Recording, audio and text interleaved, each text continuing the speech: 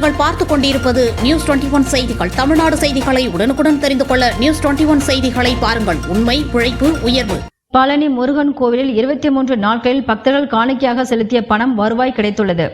திண்டுக்கல் மாவட்டம் அருள்மிகு தண்டாயுதபாணி சுவாமி திருக்கோயிலுக்கு தைப்பூசம் நெருங்குவதையொட்டி நாள்தோறும் வெளியூர்களில் பாத யாத்திரையாக லட்சக்கணக்கான பக்தர்கள் சுவாமி தரிசனம் செய்ய குவிந்து வருகின்றனர்.